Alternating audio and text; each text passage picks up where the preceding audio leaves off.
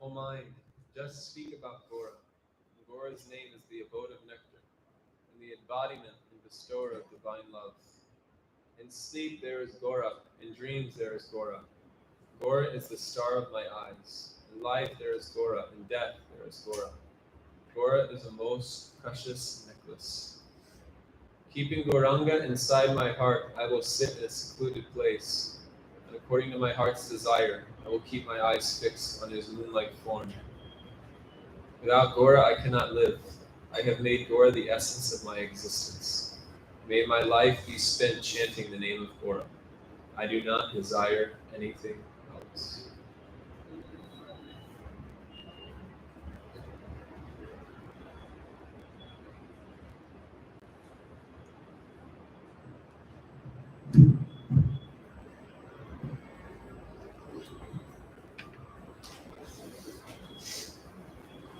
Hare Krishna. Hare Krishna. We are very fortunate today. So just after the Pune winter camps, many devotees had the last lecture by Prabhu. And so many of us know also about Prabhu, and especially Radhesham Prabhu glorified personally there in the Pune camps also.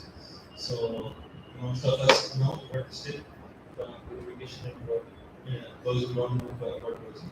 So Prabhu is from LA, America, and there is a disciple of his grace, Vaisheshika Prabhu, the very dear disciple of Srila Prabhupada. And Prabhuji has been dedicatedly serving ISKCON from almost now 6 or 7 years or so. And he has completely dedicated his life for the propagation of the movement of Krishna consciousness. And you can, by his lectures also, you feel like when first time I heard Prabhuji, it was very much enlivening. At the same time, fully came lecture was there.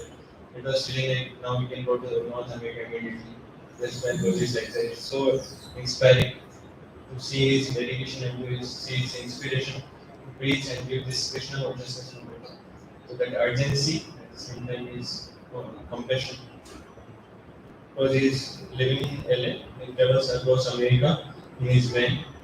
And is very known the book distribution, book distributor in America, especially if you see recently Prabhuji had distributed around 100 Bhagavatam sets and 200 around the Chaitanya Charitamrita sets in almost very short period of time of some few months. So Prabhuji is now working in coordination with other women charis like Prabhu, Ajit Prabhu, and Prabhuji and other devotees. And especially by the invite of our superiors in Adisham Prabhuji has mercifully come here in Bangalore also to give us his association and being in India. So we'd like to welcome Sir Prabhuji by 3 times loudly chanting Hari Bol! Hari Bol! Hari Bol! So we'll have class and then we'll have some questions and sessions. Hari Krishna.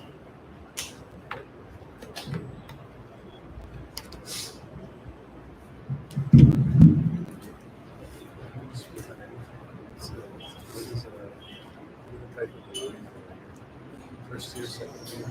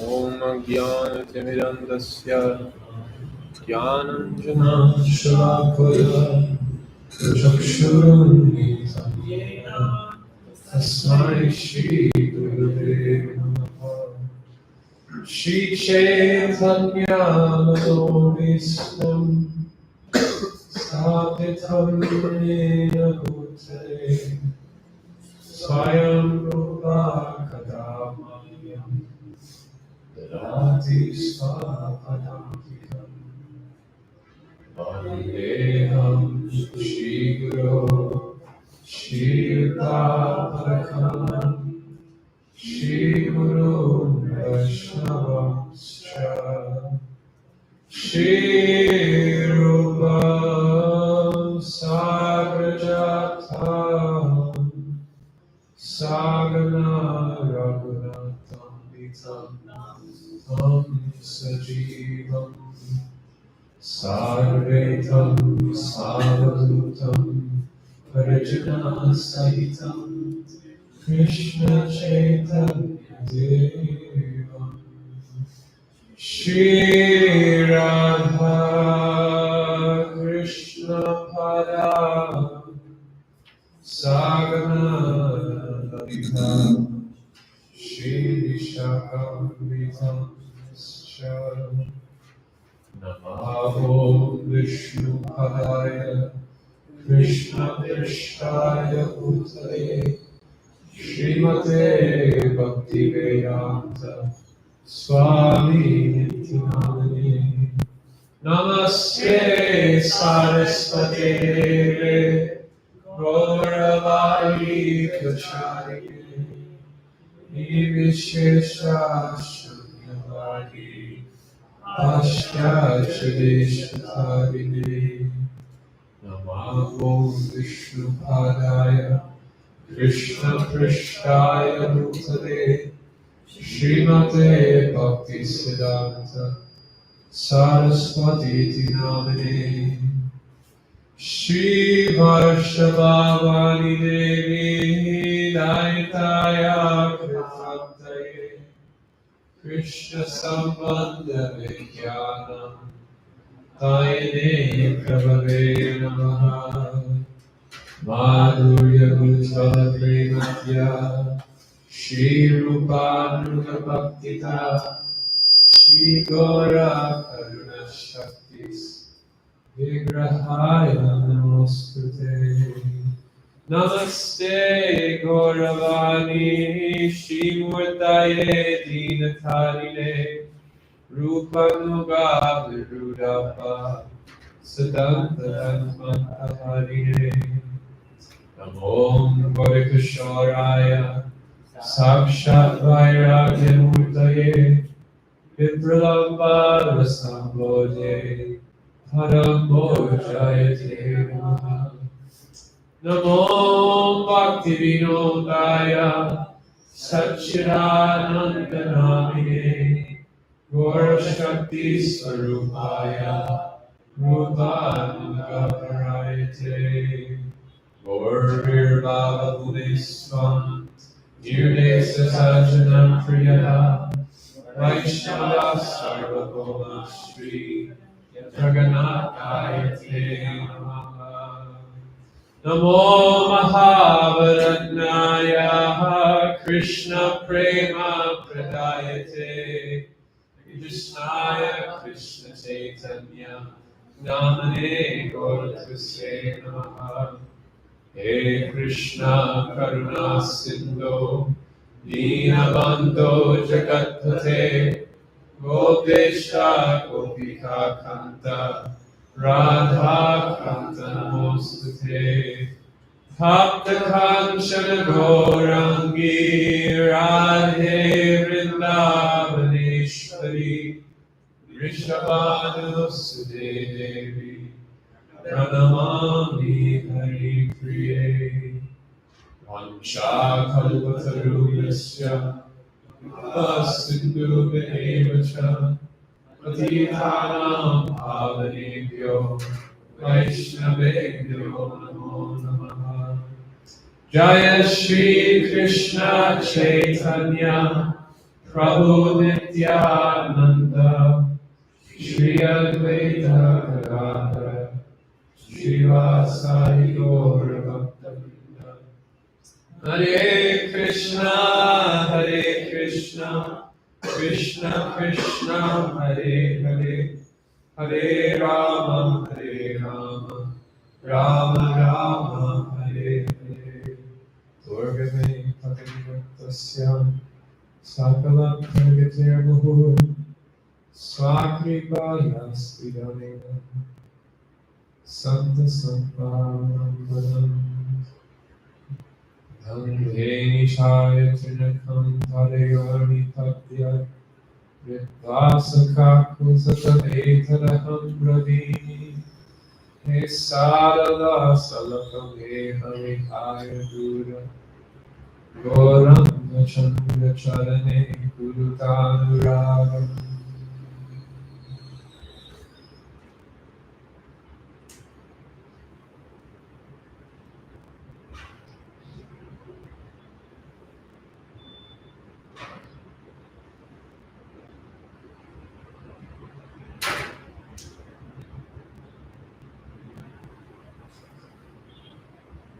In the Bhagavad Gita,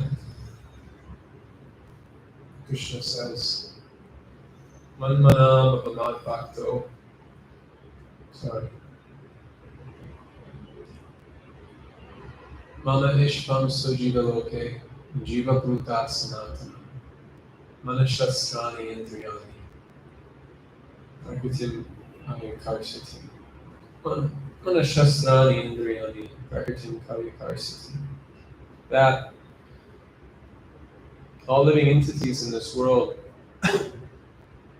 they're parts and parcels of Krishna.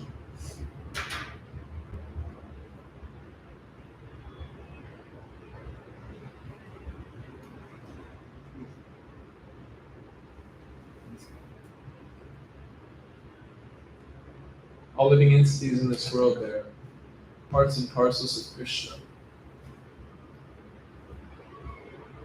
And being parts and parcels of Krishna, it's their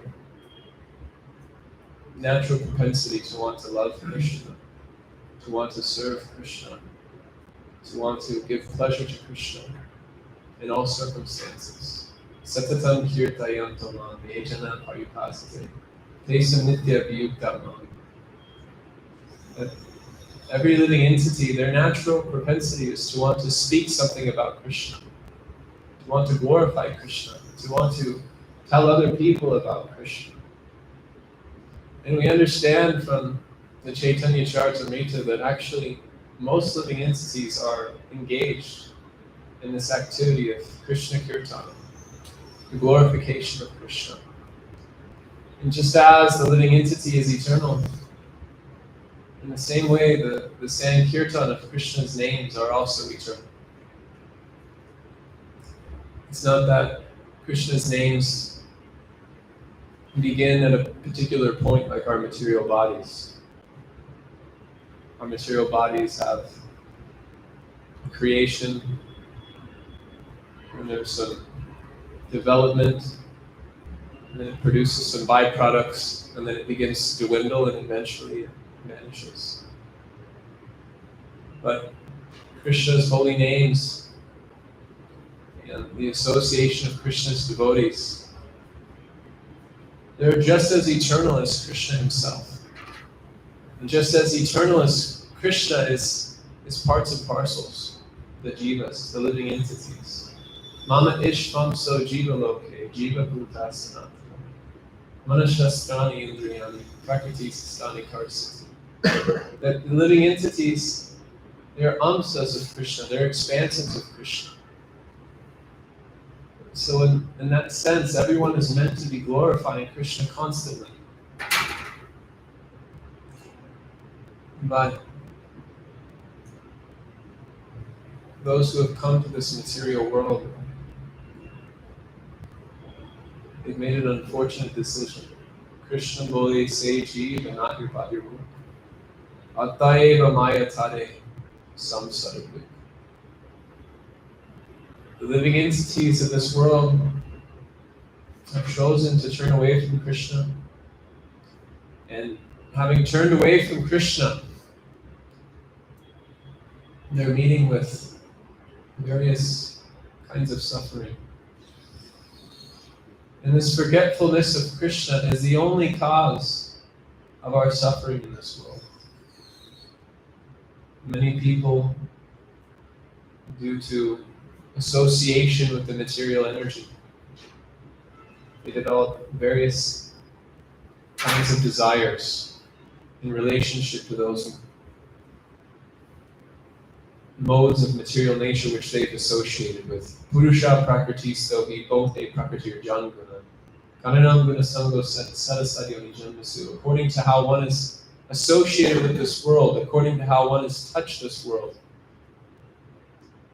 we develop various tastes, various desires, and we're so convinced that if I can just have that thing, whatever mode of nature it may be, people in the mode of goodness may think, if I can just have that idea. There's some people in this world, they are completely detached from any type of gross material sensual gratification. They're not interested in having any type of sensual stimulation with the gross senses. They can forego eating, they can forego sleeping, they can even forego sex life. But they're extremely attached to having an original idea. Anyone who's worked as, if anyone's pursuing a PhD, you may know about this. At the intellectuals on the university level, if they can just get that original idea that no one's ever thought about before, then I can be happy. And they're willing to forego everything in order to get that idea.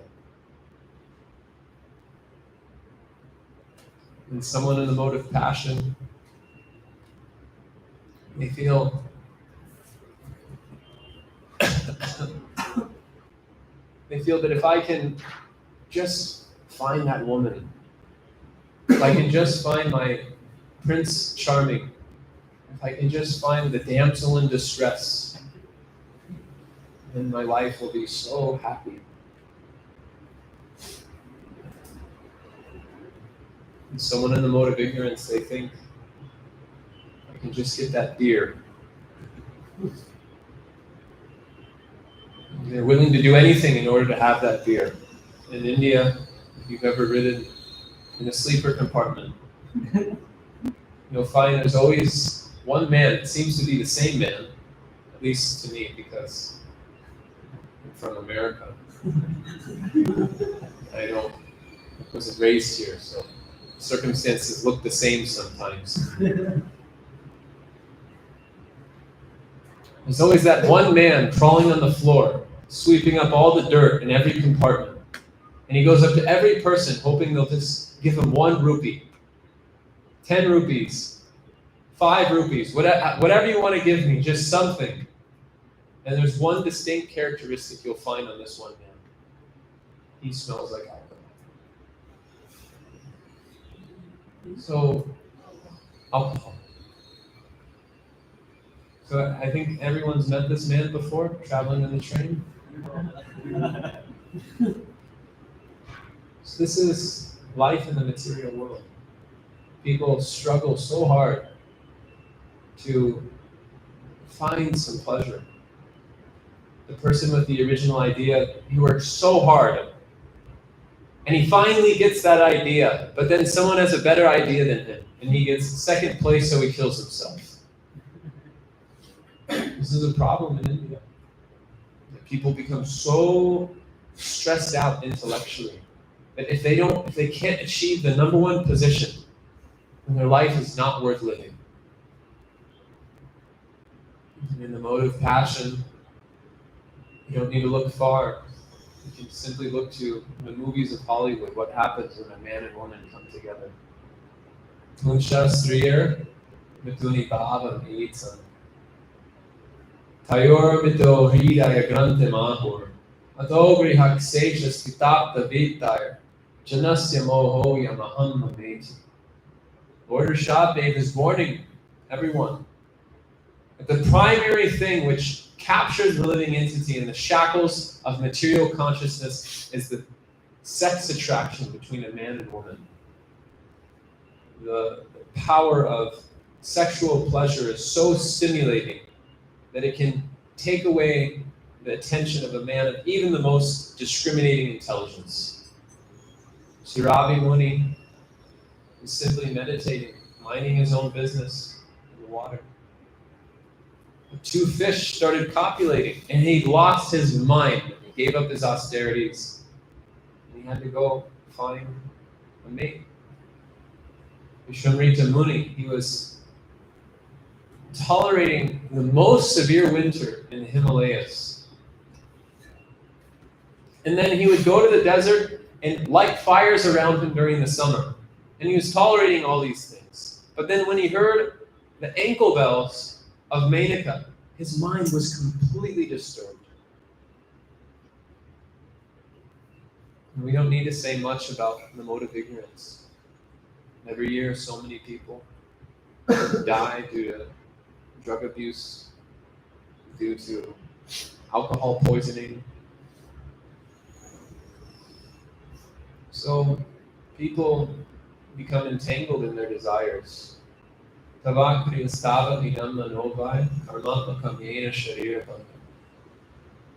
to how one behaves in this world and according to the sense objects that one meditates on, Sangat tesu vijayate. Sangat sanjayate kaman. Kama tesu vijayate. According to what one makes their object of contemplation in this world, Sangat sanjayate kaman. According to the modes of nature one associates with, one develops desires. And it's not that the person who's in the mode of goodness can degrade into the mode of ignorance at any moment. In fact, it's always happening. So this material world is extremely precarious. And these desires which we carry in our hearts for material sense gratification, these desires which we carry in our hearts to be recognized, to be prestigious, to be noticed, to be considered a very great person, all of these desires, they have their root in our forgetfulness of Krishna.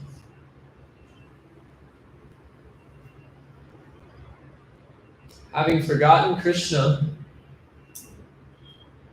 one turns away. When one turns away from Krishna, it's explained, Krishna bahir mukha bhoga vanchakare, nikattana stana maya tare, Japadiyadadi. That as soon as one turns away from Krishna for the purpose of enjoying this material world, then Maya is there to capture that living entity. She's there to tackle that living entity. And when she captures that living entity, she gives him various choices, which the living entity can contemplate, which the living entity can meditate upon. And according to what the living entity chooses to contemplate and meditate upon, that becomes the source of their identification. The things which we choose to exploit in the world become how we identify ourselves. The person with the idea, that idea makes that person. And if you question that idea, the person feels that you've insulted them. But you're not insulting them, you're insulting the idea. If the woman leaves the man, if the man leaves the woman, that knot in the heart completely rips to shreds their sense of identification. And if the alcoholic goes without drinking, he loses his mind and he can even die. So the attachments that we have in this world, they become how we define ourselves. And this perpetuates our forgetfulness of Krishna more and more and more. But you'll find that the underlying propensity within all of these varieties of people and all these combinations and permutations in which people can enjoy in this world, the underlying principle is that everyone wants to be happy. Everyone wants to find some ananda maya priyasya. The person looking for the idea, he just wants to be happy. The person looking for the wife, looking for the husband, they just want to be happy. The person looking for alcohol, he just wants to be happy. But as long as the living entity is in a false conception of who they are, functioning on the bodily conception of life, they can never find that happiness. Therefore, Krishna, being compassionate on the living entities, comes in the form of his devotee, comes himself in various manifestations of divinity, such as Sri Chaitanya Mahaprabhu, Shingadev, Krishna himself. He comes to show compassion on the living entities. And furthermore, in order to make himself accessible for living entities beyond his appearance, he manifests the Vedic literatures. Maya Mugdha Jivara Nahi Swata Krishna Gyan. You know the last line? Jiva Kripaya Koila Krishna Veda Purana. Where those living entities who are so enraptured by Maya's shackles, who are so blinded by the veil of Maya's illusion, Krishna has made himself available through transcendental literature.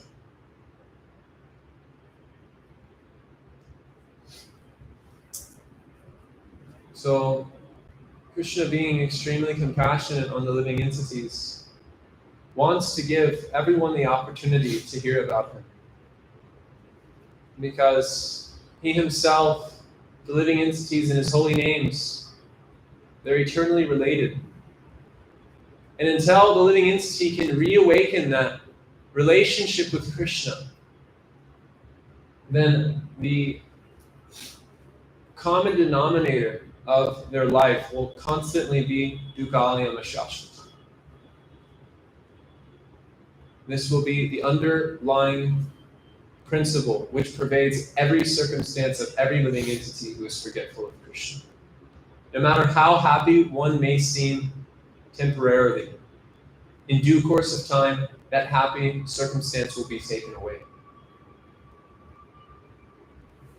And when that happy circumstance, which is based on temporary circumstances, is taken away, the living entity becomes completely miserable. And this misery is being prompted by Krishna from within the heart. Upadrastanu mantam cha bharta bhokta maheshwaram. Paramekti chapi yukto dehi smritu sakara. Everything in this material world is emanating from Sri Nityananda Prabhu. Then he expands in the Chaturvyuha, and he expands into the second Chaturvyuha, and then he expands himself into Shankarshan. Then from Shankarshan he expands himself into Mahavishnu. From Mahavishnu, laying in the Karna ocean, is Karna Dakshai Vishnu. He expands himself as Garbhodakshai Vishnu into every universe existing that's emanating from his transcendental body. And then he expands himself as Shirodakshai Vishnu from that Garbhodakshai Vishnu and enters into the heart of every single atom and every single living entity. Although the living entity turns away from Krishna, Krishna follows that living entity in the form of Shirodakshai Vishnu, who is a direct manifestation of Nityananda Prabhu. So from within the heart of the living entity, although he's struggling within the forest of material illusion, situated within the heart of that living entity, the Upanishads explain, the Paramatma is constantly prompting the living entity to give up this false conception of life. And the Paramatma prompts the living entity to give up this false conception of life by supplying the living entity with the emotions of Soka Moha Bhaya. That the living entity becomes fearful of the temporal nature of this world. That the living entity becomes illusioned by the different circumstances which arise due to bodily identification. And that illusion causes various types of miseries and suffering. And the the Paramatma provides some type of lamentation due to that illusory conception of life. This is all coming from the Paramatma situated within the heart, who is constantly prompting the living entity, just give it up and turn your attention towards me. This is why in the Upanishads it says that there's two birds sitting within the heart of every living entity. One bird is the living entity himself, trying to enjoy the fruits of the tree. The tree is the material body. The fruits are the different objects of the senses in relationship to the material body. And this one bird is frantically trying to grab one fruit, trying to grab another fruit, sometimes being pricked by thorns, sometimes being harassed by other birds in the tree. But then the bird has a friend sitting next to him. And the Upanishads say that as soon as that bird can turn its attention back towards Krishna, back towards his friend, his eternal well-wisher, then the living entity can be happy, can be peaceful. So Krishna is very compassionate. He's manifesting himself personally in the form of himself, coming into this world to manifest his transcendental pastimes. Anugrahaya Bhaktanam Manusyam Dehamashita. Vajati Tadrasi Krita Yat Shukbata Parokabet. Manifests himself and displays various wonderful pastimes for the living entity to hear. He comes in the form of his holy name, which can eradicate all states of fearful existence simply by once chanting that holy name. He comes in the form of the Vedic literatures, which give great knowledge and great happiness and great upliftment to the soul of the living entity. And simultaneously, the living entity, the Krishna comes in the form of the Paramatma, situated within the heart of every living entity, to personally give informed direction to the living entity to give up the miserable circumstances of their material life. But despite the fact Krishna manifests himself in so many ways, due to the stubborn obstinance of the living entity's immemorial desire to forget Krishna, he ignores all of these promptings from Krishna. So Krishna, being extremely compassionate, sends one more weapon, and that is his devotees.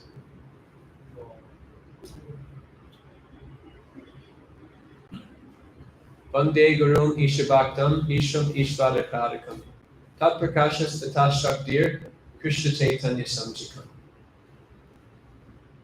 That the Lord does not come alone, but he comes with various manifestations of himself. And of those manifestations, the manifestation which could be considered to be the most important is the living entity who is Krishna's Bhakta. Because Krishna's Bhakta is decorated with the qualities of a sadhu. Pratiksha Karunika Suridam Sarvadehinam. The devotee is extremely tolerant of the stubbornness of the conditioned souls. And despite the fact that the conditioned souls of this world are so harsh and so prideful and so resistant to Krishna's mercy, the devotee tolerates those circumstances. Siraskripta vipralabda, shabdashkipta hatahati, nasya tat pratikurvanti, tat bhakta pramabhopi. That the living entity's quality of tolerance is that if he becomes defamed, if he becomes cursed, if he becomes neglected, if he becomes ostracized, if he becomes insulted, the nature of the devotee, the nature of the bhakta is, despite the fact he may be treated in any number of ways, he will not retaliate against such assaults. But rather, the nature of the devotee is to continue to show compassion. Tatikshva karunika suridam sarvadevina. The living entity, he shows compassion to the living entity by chanting the holy names in public, going out and sharing the holy name with the world. Jivadoya Krishnanam Sarvadharmasara. So the devotees of the Lord are extremely dear to the Lord because they understand the purpose of the Lord. And the devotees will do anything it takes in order to extend the mercy of the Lord into the lives of the conditioned souls. And they're willing to tolerate any circumstances to give this opportunity for others to become Krishna conscious. Ishvare tadadineshu valiseju vitatsucha prema maitri kripopeksha yat karoti samadhyama. That the devotee who has this mood of compassion, who has this mood of tolerance, who has this depth of humility, that whatever circumstance I'm in, I'm going to continue to execute the will of the Lord. This is real humility. Real humility does not mean to be a doormat, but real humility means to accept the instruction of the Lord with complete seriousness and complete conviction in all circumstances, favorable or unfavorable. This is the mood of a Vaishnava. So a Vaishnava who's come to this standard of faith is known as a Madhyama Adhikari. And this Madhyama Adhikari, he manifests his compassion in 4 different ways. First, he develops love for Krishna. Priti sadhya pavatsadya bhavasasa nanavita. Nityasira sevavasya prakritam nityasatyata. That following the instructions of the spiritual master, the devotee very carefully follows the activities of sadhana bhakti to develop their own love for Krishna, to develop their own attachment for Krishna, so that their heart can be more effective in giving people the opportunity to love Krishna through the potency of their own practice. That when they go out and they share Krishna consciousness with others, they're not just speaking words. Srila Prabhupada often said that a teacher can be evaluated by how much he practices what he preaches. Srila Prabhupada's disciple, Gopi Pranadana Prabhu, he said real bhajan starts when what is inside and what's outside are the same. It means that what we're telling people to develop their love for Krishna, to surrender to Krishna, the devotee in their own sadhana is constantly cultivating them through the process of hearing and chanting, which they have received from their spiritual master. Brahmanda Brahmite Kona Bhagyavan Jeev Guru Krishna Prasade Pai Bhakti Lata Beach. The first duty of any sincere devotee is to learn to save oneself by nourishing the Bhakti Lata Beach, which has been given by the spiritual master, which has been given by Krishna. Malihan Karise Bijararopan Shravana Kirtana Jale Kariye Secham. To daily water the Bhakti Lata and to nourish our attachment for Krishna is the first duty of anyone who wants to show compassion to the world. For anyone who wants to be an ambassador of goodwill and a representative of the Guru Parampara, the first duty of that devotee is to see that they're becoming attached to Krishna and they're becoming attached to the message of the previous acharyas. Many people, due to impatience in their Krishna consciousness, will give up fidelity to the Guru Parampara for the sake of developing love for Krishna. But as Prahlad Maharaj says, when he's gazing upon Lord Nrsingadev, that I may be looking at you, but how can I give up the service of Narada Muni? I was born into a well of ignorance. I was born into a demoniac family, but Narada Muni had shown compassion on me. So how can I give up his service staring at you? So although the devotee is nourishing his attachment to Krishna, he doesn't become impatient and leave the shelter of the Guru Parampara to take up some cheap process of solitary bhajan. For the sake of giving up, showing compassion to other living entities, the devotee leaves the activities of giving Krishna consciousness to go sit in a solitary place and chant the holy names, and they don't feel any need to give Krishna consciousness to others. Bhaktisiddhanta Saraswati said this is the mentality of a Kanishta. This is the mentality of someone who does not have the spiritual strength to go out and meet the elements of Kali Yuga and give others the opportunity to practice Krishna consciousness. So the first quality of a preacher is that they themselves are a sadhaka. They themselves are developing love for Krishna under the guidance and care of the Guru Parampara. And they don't leave the guidance and care of the Guru Parampara due to impatience and restlessness. Ishvara Taradineshu Aliseshu Dvisachucha Prema Maitri Kapopesha Yat Karoti Samadhima. Secondly, the devotee develops the Madhyama Bhakta, he develops friendships with other Vaishnavas through the process of hearing and chanting. Machita Makatat Pranas Bodhayantas Parasparam Kathayantas Chamam Nityam Sustyanti Cha Ramanti Cha. That not only does the devotee develop their own attachment for Krishna through their own process of sadhana, but they come into the association of devotees and they share their realizations with other devotees. Vidati pratigranati, punyamadhyakti prichti, punkte bojayate chaiva, sadvidam pratilakshana. They're very careful to facilitate the 6 loving exchanges amongst the devotees, because they know that those loving exchanges is what gives them strength to go out and give Krishna consciousness to others.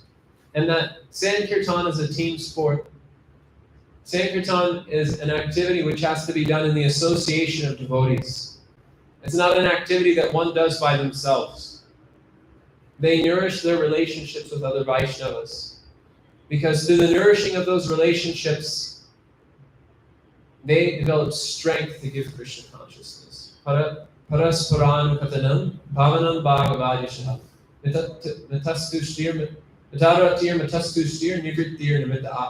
develops great taste for the practice of Krishna consciousness and the association of devotees.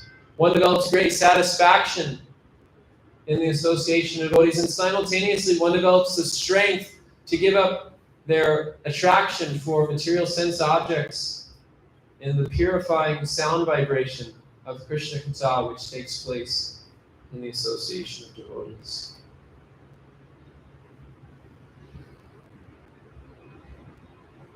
And for those who are trying to give Krishna consciousness to others, they have the discrimination to see who is innocent and who is envious. It's not that they are penny wise and pound dumb, that they just indiscriminately interact with living entities and give everyone the same opportunity. Some people may say, why do Vaishnava preachers avoid certain people and give compassion to others? But it's not a matter of the Vaishnava preacher being biased. It's a matter of how deeply rooted the material attachments of the living entity are, which make them envious of the mercy which is coming into their life. It's just like in Los Angeles, we have this phenomenon of pit bulls, which are mistreated their entire life. And there is a society of International Society for Pit Bull Care. People go out and they give opportunities to these pit bulls to live a better life.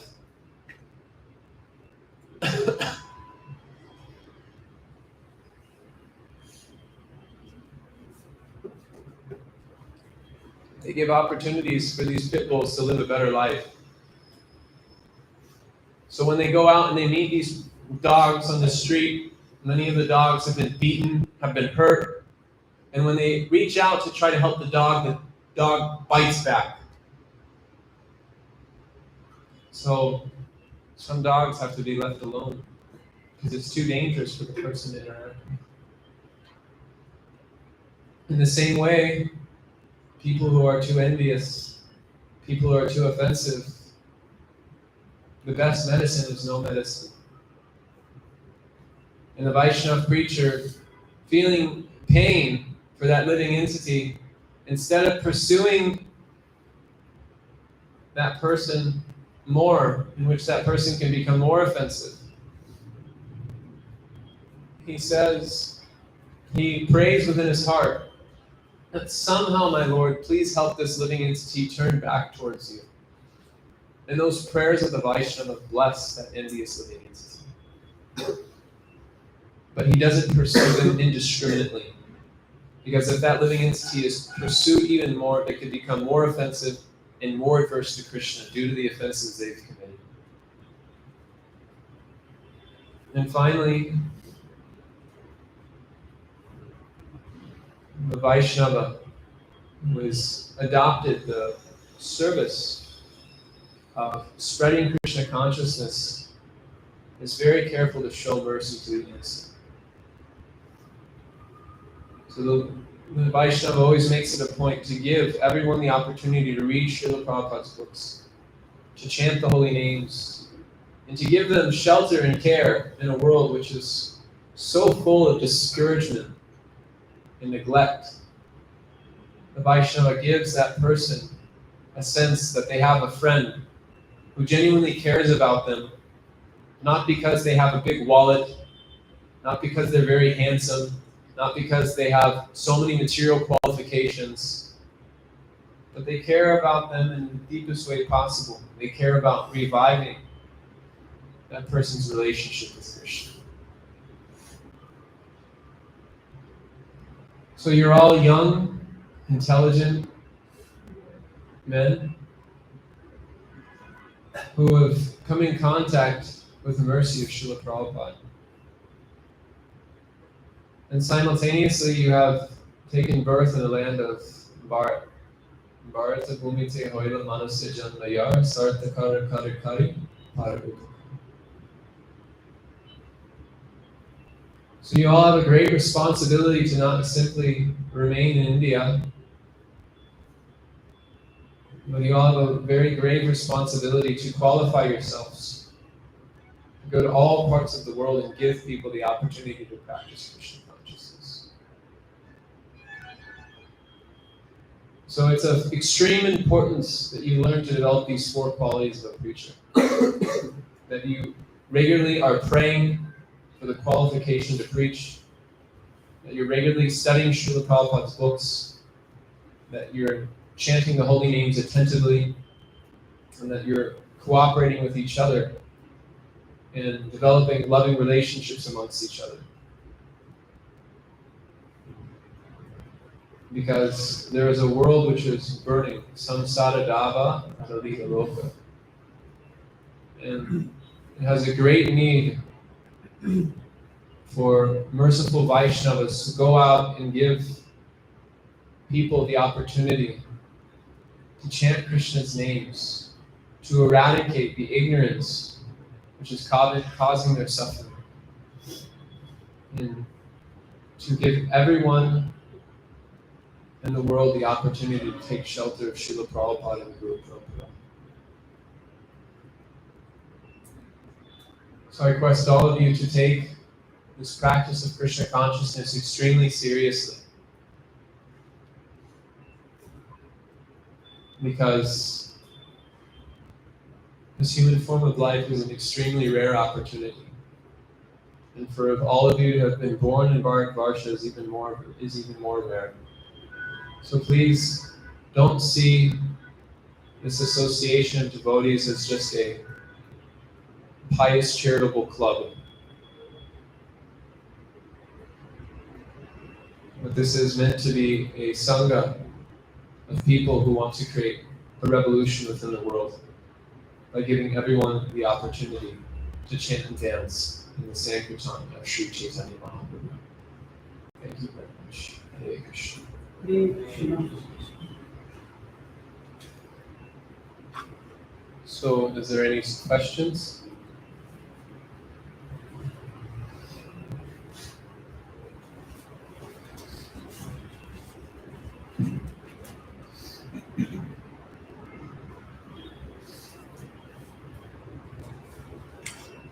What is constellation?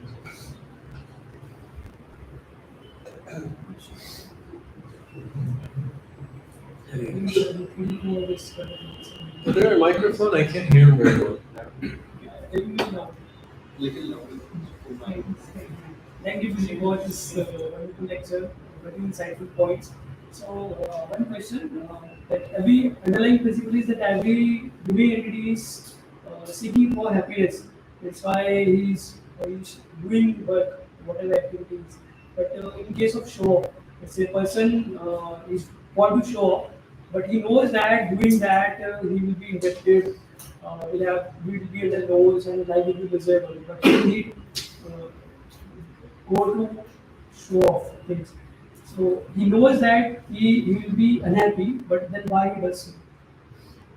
Can you keep your question in a sentence of 5 words or less? Just, I'm trying to understand your question, but it was a very long sentence. So when a person knows that showing off things he will be unhappy, then why he does the things or does any work? When he knows that he's doing it, he will be unhappy. it's simply due to ignorance, forgetfulness of the relationship with Krishna.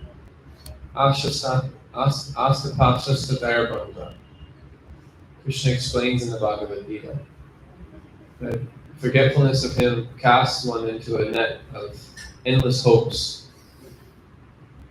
And to come out of Maya's illusion by one's own power is not possible. So one needs the interference of a devotee's mercy in one's life.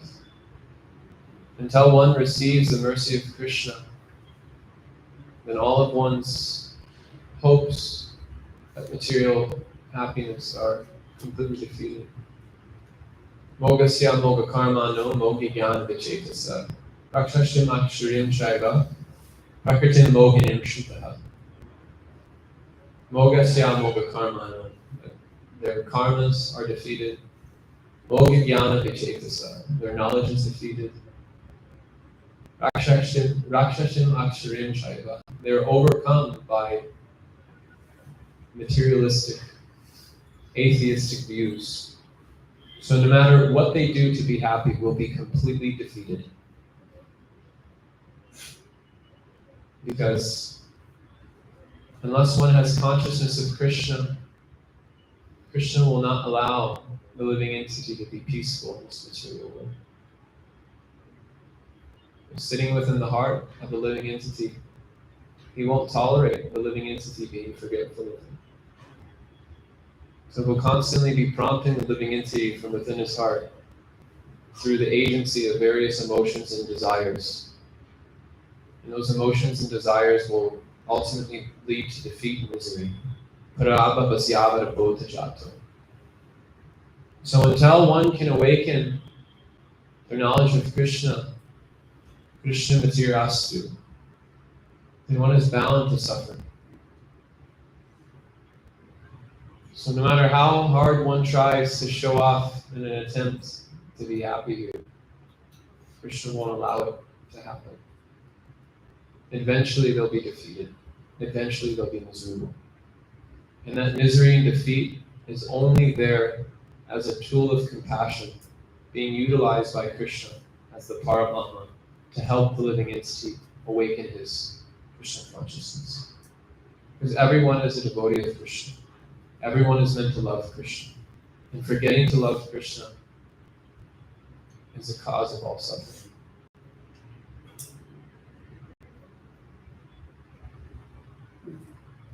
Thank you. Thank you for a really wonderful class. So many items God has come personally and He finds so many avatars and He sends His supremest weapon, the devotees of the Lord. So most often what happens is as we spend time with the devotees of the Lord, as you say, uh, familiarity breeds contempt. So we get close to them and we see seemingly apparent faults and it amplifies and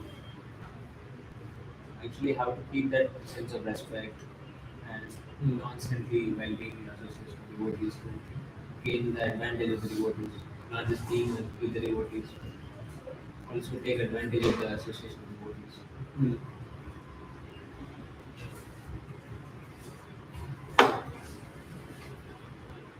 His Grace Radha Gopinath Prabhu was asked this question in Los Angeles back in August.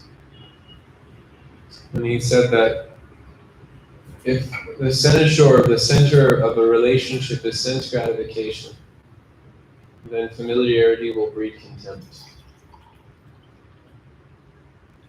But if the center of the relationship is service to Krishna, then that familiarity will only breed affection. That's what the 6 loving exchanges are about. Srila Prabhupada explains in his commentary to the Upadeshamrita 4th verse, the Dati Pratigranati, that these 6 loving exchanges are happening amongst all living entities. And when one engages in these loving exchanges, naturally the byproduct will be affection will develop or familiarity will develop. What we see in materialistic relationships is that familiarity develops. People become completely sick of each other. Because living entities can't be happy in the association of each other without Krishna. It's not possible. Eventually you'll become sick and tired of the person. It's just like trying to take food in your hand and feed it to the other hand. But the hands are meant to cooperate for the purpose of feeding the stomach. So in the same way, if our relationships are centered around Krishna, centered around Krishna Katha, centered around giving compassion to all living entities, then there will be no opportunity for contempt to develop within our heart. And because in that relationship, we'll simply grow to appreciate that person's sacrifice, that person's dedication, that person's surrender more and more. So familiarity will only breed contempt in the association of Vaishnavas if we're seeing Vaishnavas as an object of our sense gratification, either subtle or gross sense gratification. But if the relationships are genuinely based on service and genuinely based on surrender, then there's no question of there being any type of contempt in the relationship. There will only be affection, and only be appreciation, and only be gratitude. Even if there's misunderstanding in the relationship, if the relationship is based on service, those misunderstandings won't be a cause of breaking, but they'll be a cause of strengthening the relationship even more. Is that okay?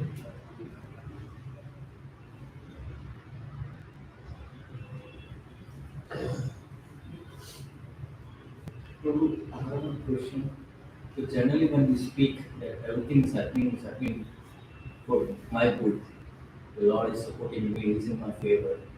But the tendency behind saying this is more or less sympathetic way or something. It's like not a proud way we say it. For an example, if I said the Prime Minister of India is working for me, I will be very proud. And when I say that Krishna is working for me or he is supporting me, he is guiding me or something in these terms, I don't feel so much joy or security in my heart. So how do I transition myself, my feelings, that things are happening in my favor rather than being sympathetic to being proud of, like, it's a good thing.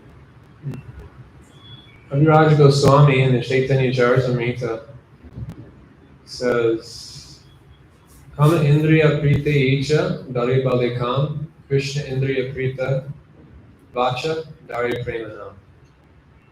The difference between love and lust is that in lust, we're simply interested in the gratification of our own senses. But in love, we're simply interested in the satisfaction of Krishna. So Krishna consciousness isn't about us. Krishna consciousness is about the pleasure of Krishna. And for the devotee, he's unconcerned about his sense of material security, his sense of material self-identity. In the material world, we're very concerned that we're supported by someone, that we have some type of representative that we're working under who's very powerful, and that this person is backing me. But in Krishna consciousness, we're not interested in seeing Krishna. We're interested in being seen by Krishna. Which means that Krishna isn't the object of our enjoyment. Krishna is the object of our service. Krishna is the object of our love. Whereas in the material sense, although we may feel we're serving the Prime Minister, in our heart of hearts we know that the Prime Minister is serving me by providing me material facilities. Although he may be in a superior position materially, as soon as that facility stops coming into my life, there's no question of the relationship continuing. But in Krishna consciousness, even if Krishna neglects me, even if Krishna leaves me brokenhearted, he is still my Lord birth after birth. Alishya sva pararitam tenastimam adarshana marmahatam karotava. That whatever circumstance Krishna puts me in, prana nastu sa eva namara. He is my Lord birth after birth.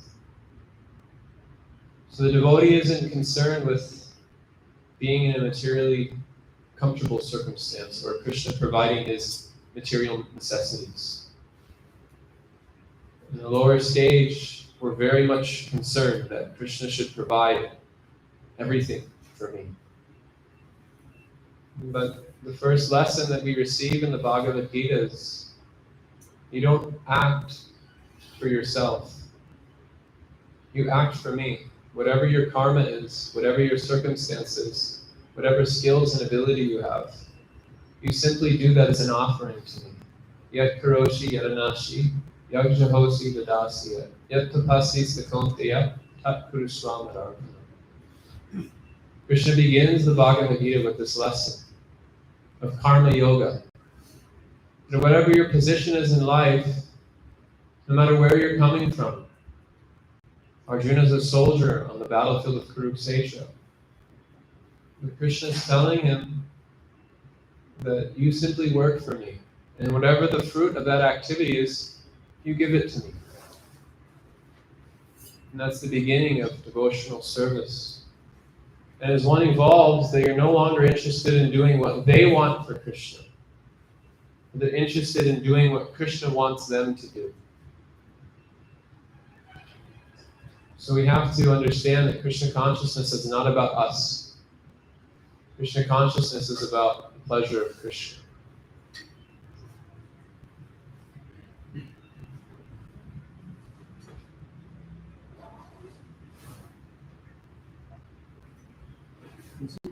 Generally, what happens is when we hear classes or when we feel the association of devotees, every time we are very much inspired, but as soon as we go back after the class, it is only what we say class and dinner. In the class, we are enthusiastic. After that, we are not enthusiastic. Whatever seriousness we have, I have is done by activity. Seriousness doesn't count. So that give Krishna consciousness for it. To practice nicely, Krishna is coming somewhere very well. So all those things are taken away by the Krishna. How to keep that consistency and seriousness in our practice of devotion service.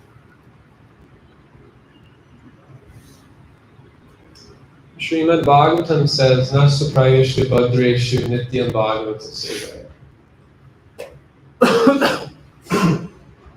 Any questions when it comes to how, in our practice of Krishna consciousness, we should simply think, if I'm asking, how can I be compassionate?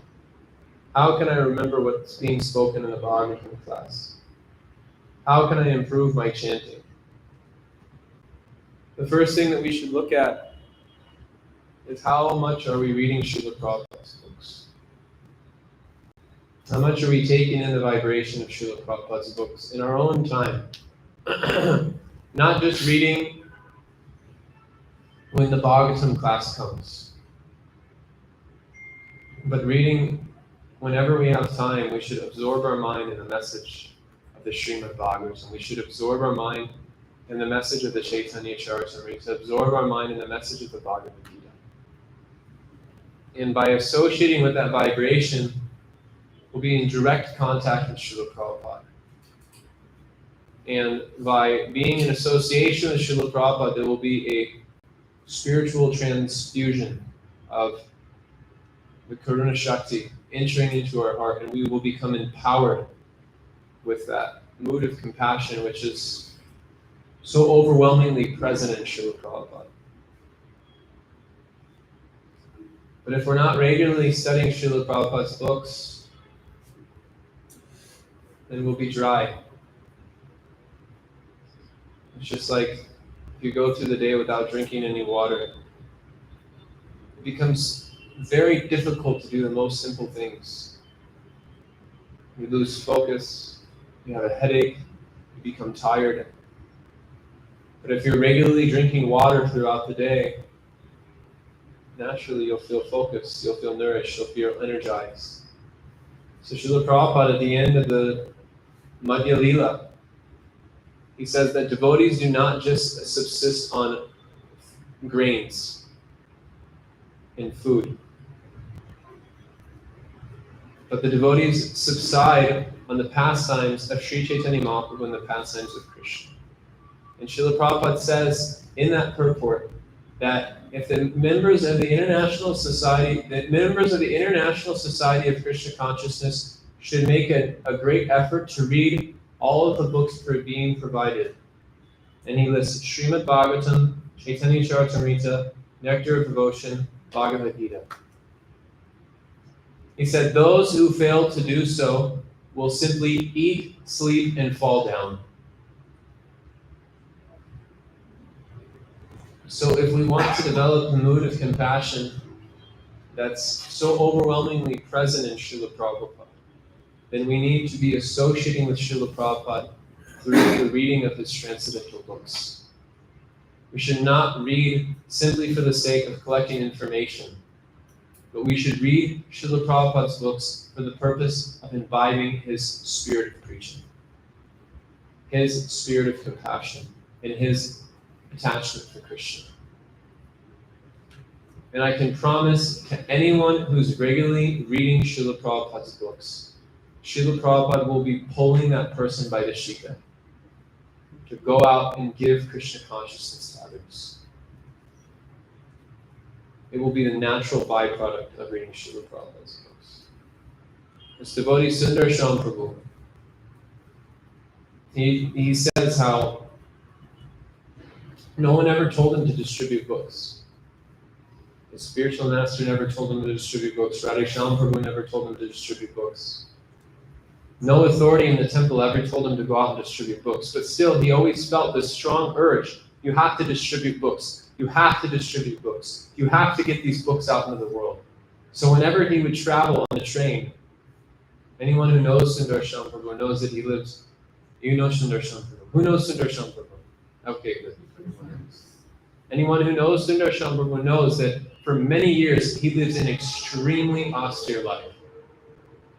Sleeping only 6 hours at night, traveling in the sleeper compartment, sometimes in a full train, sleeping on the ground. And in those circumstances, maintaining a very first-class level of sadhana.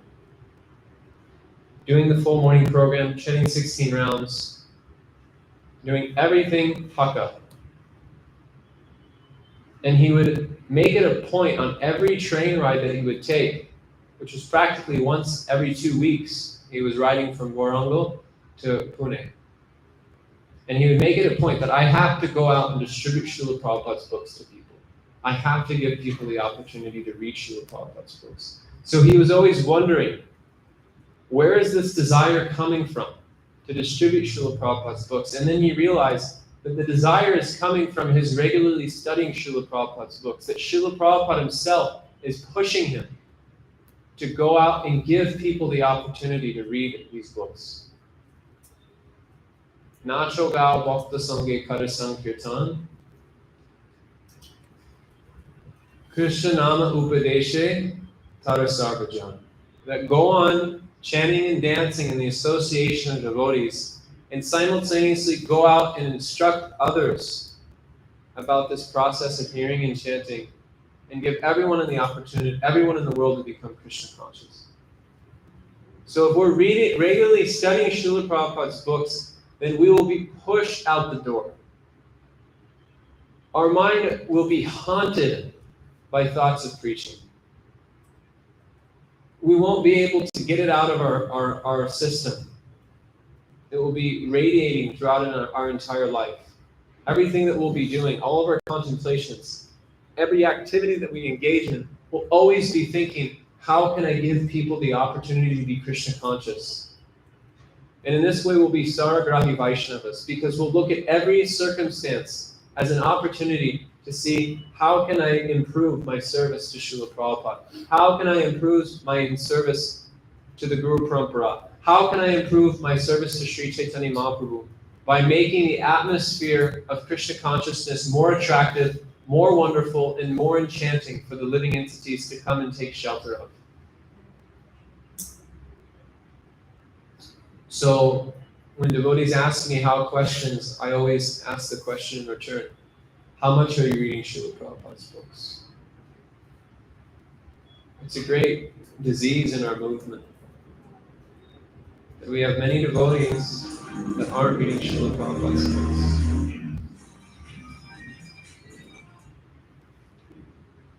So if we want to become empowered, if we want to give Krishna consciousness to others, then we ourselves first have to become Krishna conscious.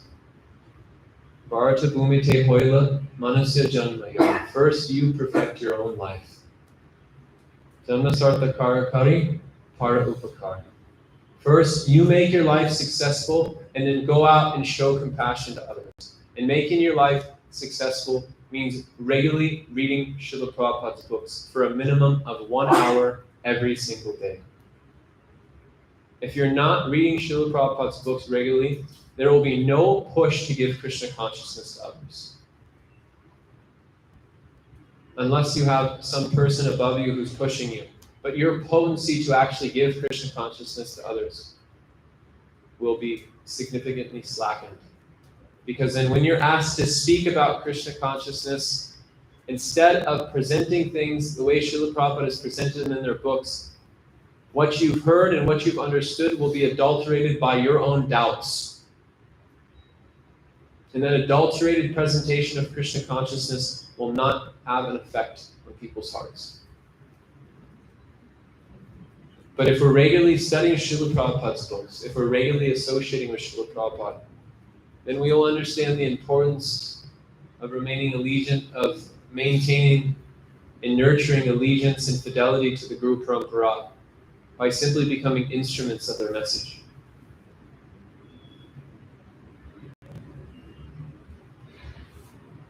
Is that okay? Hare Krishna. Yes, sir. Question of books like movie. Sometimes we have opportunity that I can read and also opportunity that I can distribute or tell someone else about it. So how to distribute both? Sorry, you have to repeat it one more time. I'm very slow and you speak very fast. So just one more time. I have to engage myself. So sometimes there are situations that from inside both voices are coming that read the books or tell someone about Krishna consciousness, distribute books. So, like what means do both. Do both. Make time for reading and make time for giving. Just organize your life in such a way that you have time to read and you have time to give. Don't be penny wise and pound on for the sake of spreading Krishna consciousness. See that you yourself are being nurtured by Srila Prabhupada's books. See you yourself are developing fidelity and allegiance to the Guru Parampara. And cultivate that while simultaneously going out and giving Krishna consciousness to others. They both have to go on. My Guru Maharaj says that preaching Krishna consciousness should be the overflow of our study of Srila Prabhupada's books and the overflow of our chanting the holy names. And when we go out in that spirit of just distributing the remnants of our sadhana, then every person we'll interact with will be completely enchanted by our association.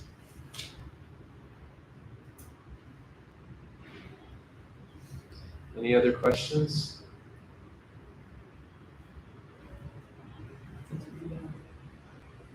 carrying 3 doubts from Pune layer?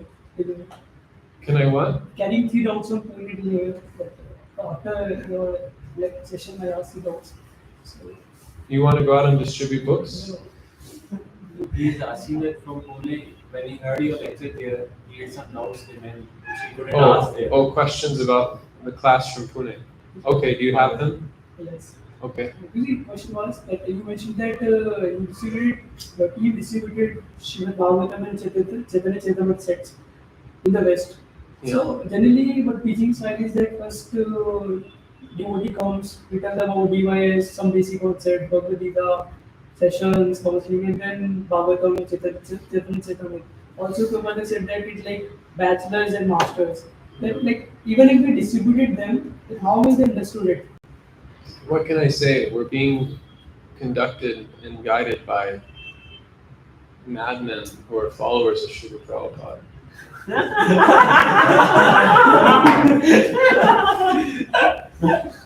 And they are pushing us. Distribute Srimad Bhagavatam, distribute Srimad Bhagavatam. So we're simply instruments. And the operators of that instrument are madmen. And in order to understand why they're doing that, you have to be a madman yourself.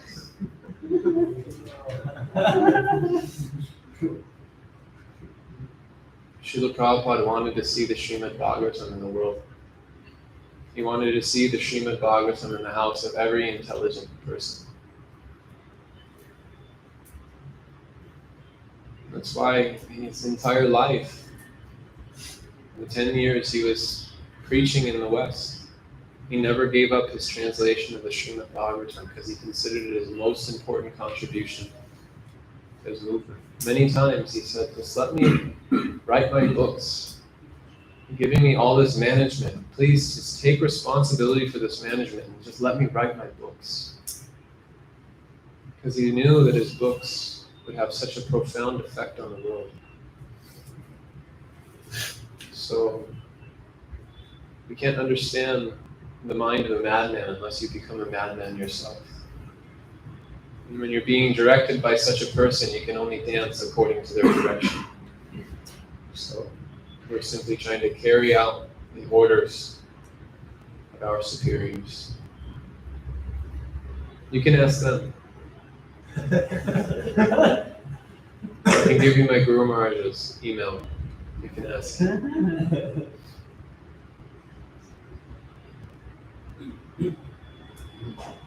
You have another question?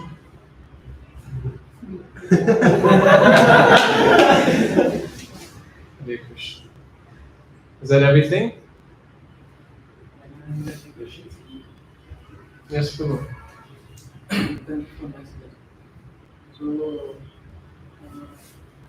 on one hand, there is a tendency that when you go to solitary place for ISKCON delivery. Other hand, other extreme is that you want to deliver the whole world, whimsically, Yeah. minded. So, how to balance so that is in between the devotees simultaneously is extending.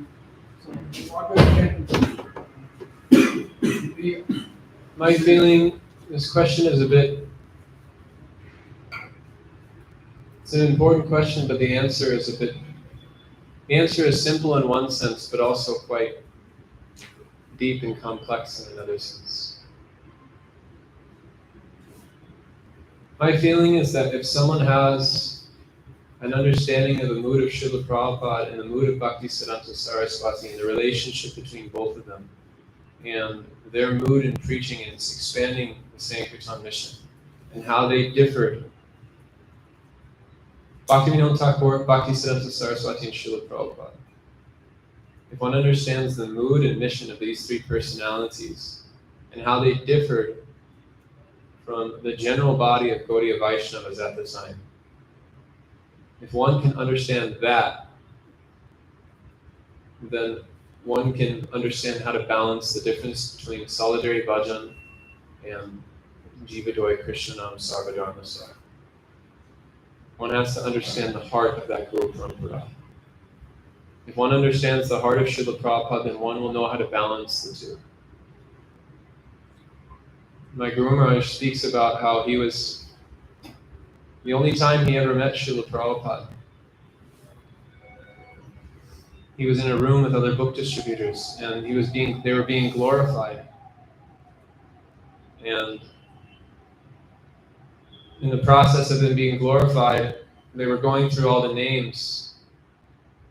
And after his Sankirtan leader had named all the devotees and announced that they're doing huge in book distribution, Srila Prabhupada. Srila Prabhupada said, but are they reading my books? I have not simply written these books for selling. I have written these books for you to read, study, understand, and become pure devotees. My Guru Maharaj, he took that as his life and soul. So one has to know how to balance the two. But that balance can come when one has a sense of fidelity to Srila Prabhupada, Bhaktisiddhanta Saraswati, and Bhaktivinoda Thakur. When one understands what they did, when one understands the history of how they neutralized the deviations which were so rampant during the time of Bhaktivinoda Thakur, the deviations which were so rampant during the time of Bhaktisiddhanta Saraswati Thakur, when one understands how revolutionary their activities are, then one can know how to balance the two. Because when one understands the sacrifice of the previous acharyas, and one is grateful for the sacrifice of the previous acharyas, there's no question of leaving the service of those acharyas. But if one hasn't understood their contribution, if one hasn't understood their unique position, then there's a chance that we can take them for granted and leave their shelter.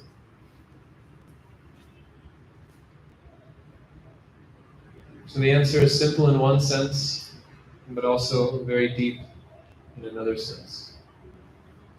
We should understand the sacrifice of our previous acharyas, and if we understand their sacrifice, then there's no question of leaving their shelter. And then we can know how to balance the two. It's just a matter of time management at that point.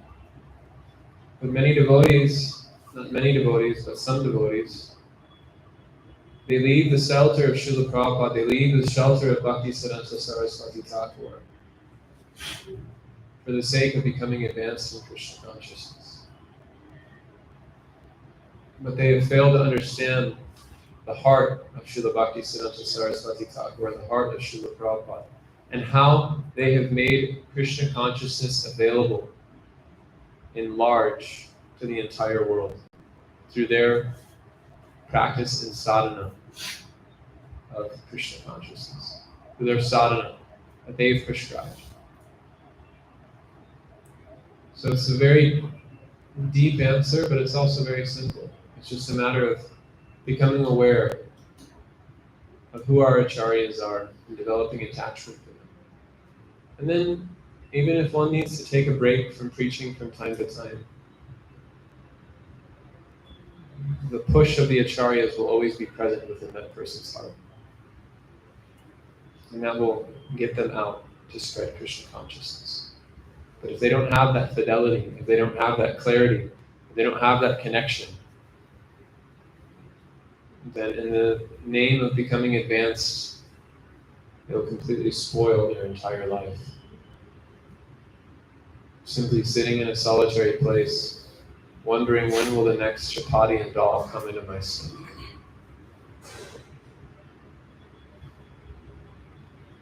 Did that answer your question? Yes and no, right? It's a matter of time management, practically speaking, but I'm answering it in a different way. Because anyone can figure out how to manage going out and distributing Krishna consciousness and reading and taking time to nourish oneself. Anyone can manage that in the course of their schedule. It's just a matter of being a bit accountable to your daily life. But the real thing which will knock one off the path into solitary bhajan is not having fidelity and allegiance to Srila Prabhupada and to Bhaktisiddhanta Saraswati and Bhaktivinoda Thakur, and the sacrifice that they have accepted to make the world Krishna conscious. If one understands their position, if one understands their sacrifice, there will be no question of leaving their mission. But for those who don't understand their mood, who don't understand their mission, they can very easily be led astray. Even amongst the disciples of Srila Bhaktisiddhanta Saraswati Thakur, many were led astray because they weren't able to understand the heart of Bhaktisiddhanta Saraswati. And in the name of solitary bhajan and becoming advanced in Krishna consciousness, they left the mission of their spiritual master and left the association of their spiritual master's sincere followers and are nowhere to be seen. So we have a very grave responsibility to develop that sense of indebtedness, that sense of gratitude to the mood and mission of our acharyas. And if that gratitude is there, if that indebtedness is there, there's no question of veering away from their instructions, veering away from their mood. But on a practical level, if that connection is there, if that faith is there, then one can just, under the guidance of superiors, figure out how to manage your time in a particular way. It's a very easy thing to adjust. But what's not so easy to adjust is the deeper principle of one's faith. Is that okay?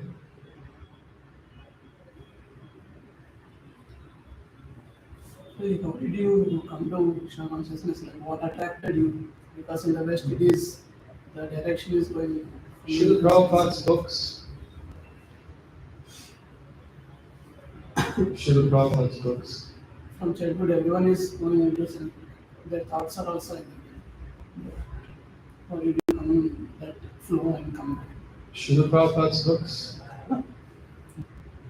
Reading Srila Prabhupada's books. Some incident which irritated you that this is the thing which I want. I got one of Srila Prabhupada's books. It's very simple. Very specific incident. Yeah, I got one of Srila Prabhupada's books. That's nothing special. In one sense, it's extremely special, but it's just the potency of Srila Prabhupada. His book was able to pull me out of that materialistic circumstance. And he's still pulling me out of that materialistic circumstance. So in one sense, it's very specific. But in another sense, it may seem extremely ordinary. But we can appreciate Srila Prabhupada even more deeply if we can appreciate that a person who from childhood was being led towards sense gratification, being trained in sense gratification, was able to leave all of that due to one of Srila Prabhupada's books. And if we can understand that that is what led such a person out of materialistic life, then maybe we can consider and think a bit more deeply as to what is in Srila Prabhupada's books and what am I missing out on.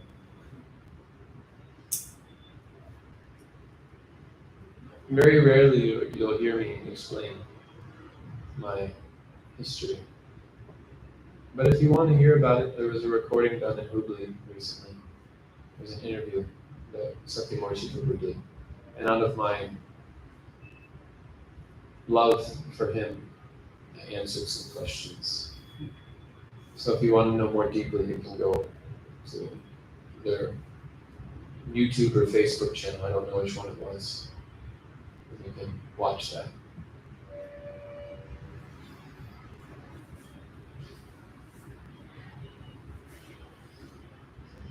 So it's 5 o'clock. Does anyone have any more questions?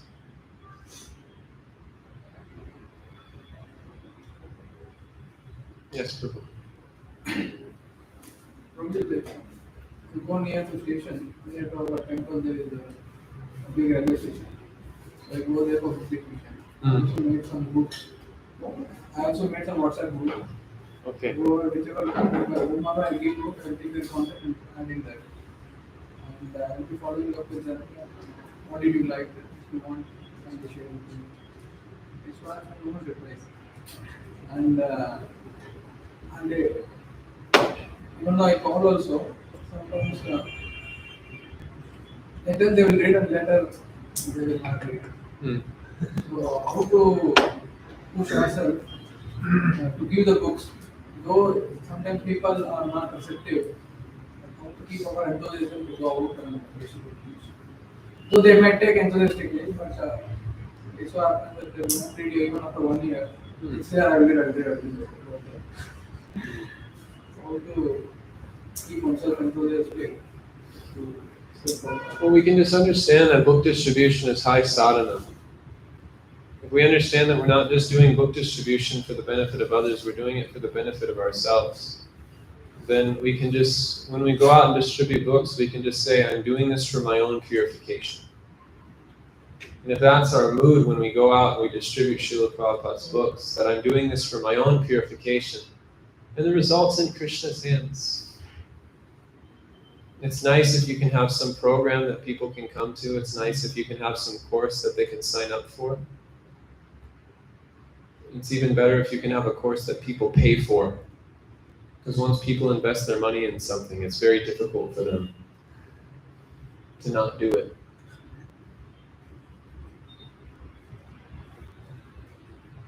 That's why you have to pay to go to school. If people didn't pay to go to the university, then no one would show up for class. But because you invested some money, you feel, let me go. Even if I don't want to go, I'm still going to go and get my education because I paid so much money to be here. So it's nice if you can have some course, but ultimately we have to be a bit detached. And just know that we're executing an instruction which has been given by Bhaktisiddhanta Saraswati to Srila Prabhupada and Srila Prabhupada to all of us. And it's a wonderful benediction that we have some service to the Guru Parampara, that they've been kind enough to give us such an exalted service, to give compassion to living entities by distributing transcendental literatures. So we can just feel grateful that that opportunity has been given to us, that we've inherited that opportunity. And go on serving, remembering that I'm doing this for my own purification. Whether people take or don't take, I'm not interested. I'm doing this to see that I become purified. And this is pleasing to Srila Prabhupada and the previous acharyas. Is that okay? Yes, Prabhu. Like when I go for book distribution, then I feel that I am doing in a very passive way. Just I say, Hare Krishna, please take this book. No interaction. And many times people respond that I already have this. Then I don't have any word. Then I move to next. Yeah, India can be a bit difficult because everyone thinks they know everything. It's amazing how you can have a country where everyone knows everything. But I guess that's the greatness of Bharatvarsha.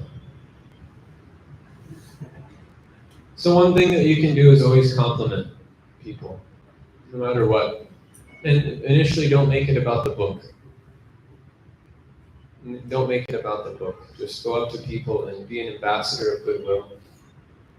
Compliment them, appreciate them, and then explain that we're out doing a fundraiser, spreading the knowledge of Bhagavad Gita, and you look like such a spiritual person who knows everything.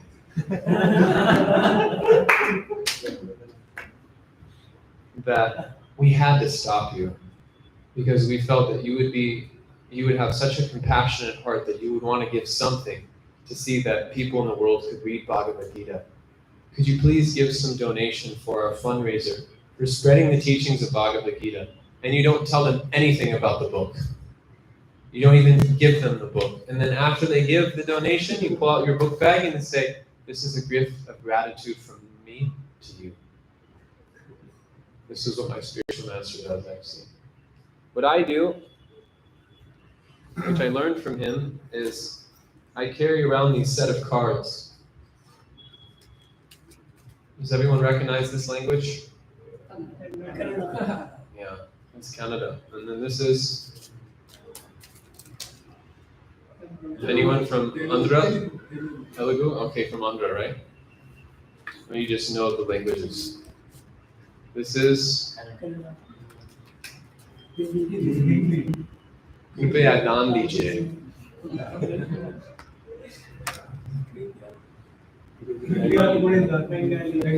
Bengali. Marathi. Oriya.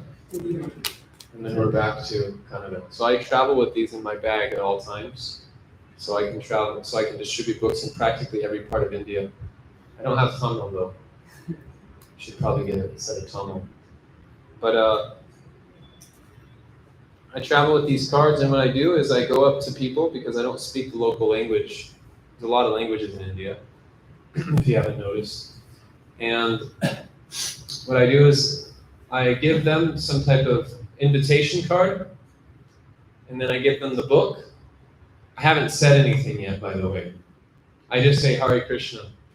And then I stop them like this. I go up to them. If I'm in Orissa, I kick off my shoes because somehow that's a very spiritual thing to do in Orissa. So not wear your shoes when you're doing spiritual things. My spiritual master talks about how they were doing Harinam at the Alarnath temple near Jagannath Puri. And this old man came up to them and he was yelling at them very, very angrily. So they asked their guide, "What's going on? Why was he so mad?" And he said, "Were you wearing your shoes while you're doing Harina?" He said, "Yeah." He's like, "That's it." Because it's offensive that some people consider it offensive to be wearing shoes while you're chanting the holy names. So anyways, if you're in Orissa or if you're in a place like Bengal, you can kick off your shoes because people immediately know. Very pious people in Orissa. And then you give them a sticker of Jagannath, or you can give them a lollipop, candy on a stick. And then you give them an invitation card, and then you give them a book, and then you put the language card according to the local language in their hand. And they know that you know that they know what you're doing. And people give. On Gaur Purnima this last year, I was here in Bangalore, and we had a really good time. Myself and the devotees from ICC, the IYF devotees from ICC, we had a really good time. We were swimming in an ocean of ecstasy, and many of them were completely surprised that it was working. So this is my strategy of distributing books in India that I've learned from my Guru Maharaj. And the other thing that I've seen him do is make it about a fundraiser rather than pushing the book, make it about doing a fundraiser. It's something that's bigger than just selling a book. We're doing something to help the world. And then if you can explain that and be very humble and very present and give them time and energy, focus, and be very present with the people. That's what I've seen my Guru Maharaj does. He's very present with the people. He gives his undivided attention to that person and just compliments them. And no matter how they try to adjust themselves or readjust themselves, he just remains so humble and so tolerant that he always adjusts the circumstance in such a way that he's complimenting them and that he's appreciating them. So whatever you appreciate, appreciates. If you appreciate others, they appreciate that you appreciate them. So always to adjust ourselves in such a way that people can be receptive to Lord Chaitanya's mercy. And then if they can give a donation, anything at all, whatever they give, we say it's for, spreading the knowledge of Bhagavad Gita. And then once they give something, we put the book in their hand according to the donation that they gave. And then we say, this is a gift of gratitude from myself to you. It's been such a pleasure to meet you. Thank you very much. If the world had more people like you, it would be a better place. That's a few tips. Yes. One way that's showing the art, and what can you give some other tips like how to start an interaction for fundraising also? What should I say first? Just make it a point to be present with people. Many people in India, I notice they'll stop and have a conversation with you. And everyone in India has rupees, by the way. Even the beggar on the street, they're carrying some type of rupees with them. I noticed this. My Guru Maharaj is the one that's noticed this. Just make it a point to be present. Say Hare Krishna, wave, stop them. Hare Krishna, sir. Whatever it takes, just figure out a way to stop them and just be present and compliment them. And take your time, don't be in a rush. Sometimes we try to rush through things or we become too much in a mood of preaching. But book distribution, and in the midst of distributing books, it's not the time to have a Srimad Bhagavatam class. I've seen many devotees in India, when they stop people, they just want to give them an entire lecture on all 12 cantos of the Srimad Bhagavatam right there on the spot. But my experience with book distribution is that that's not our duty when we're out distributing books. Our duty is just to assist Srila Prabhupada in his preaching when we're distributing books. And even when we're giving lectures, we're just assisting Srila Prabhupada in his mission to the Guru Prabhupada. So, my advice is just to take your time and make the overriding theme of the conversation appreciation and gratitude for that person willing to give you some time. And if you have that mood of just being grateful that someone is taking time out of their extremely busy day to despite the fact they're being distracted by so many of Maya's agents, they're willing to stop and give you a little bit of the time. And you're just grateful that they're willing to give you that time. And you appreciate them for that, and you appreciate whatever good qualities that they have. And you just explain, this is what we're doing, can you please give something? Many people will give just on the basis of your good qualities. But we have to slow down and be present with people, and not be in the mood of preaching, but being in the mood of appreciating and complimenting them for them willing to stop and have a conversation with us and become a potential recipient of Lord Chaitanya's mercy. Does that make sense?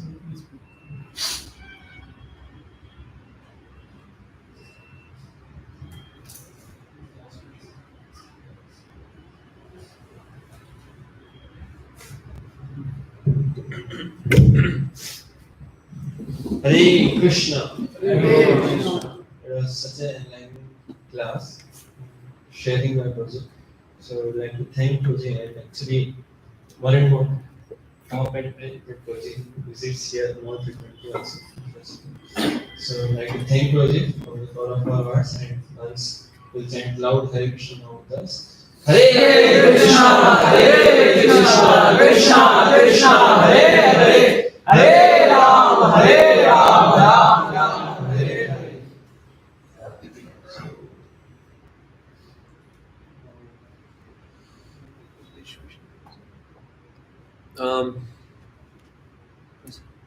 It's 5:30. It takes an hour for us to get back, right? It will be 1.5 hours. It took 1.5 hours to get here. Night time, more. More traffic is there in the nighttime. Is it possible for us to arrange a book distribution program that's a little bit less last minute? Because I didn't know that we were going to do something until right before we were going to leave. So if we can arrange something where we're specifically going on a book distribution while I'm here, I think that would be more practical. Maybe we can have a meeting point for all of us. You can think of a good place where that's a bit halfway between for everyone, and then we can go out all together. There's a few shopping areas in Bangalore.